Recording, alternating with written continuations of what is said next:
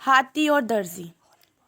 एक दफ़ा का जिक्र है कि एक दर्जी अपनी दुकान में बैठा कपड़े सी रहा था कि अचानक से वहाँ एक हाथी का बच्चा आ गया और अचानक ऊंचा ऊंचा बोलने लगा।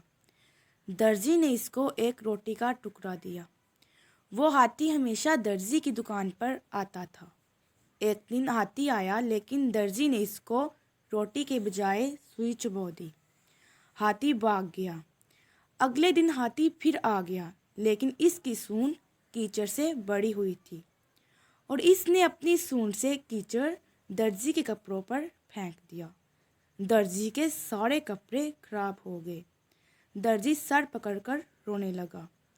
इस कहानी से हमें सबक मिलता है कि जैसा करोगे वैसा भरोगे।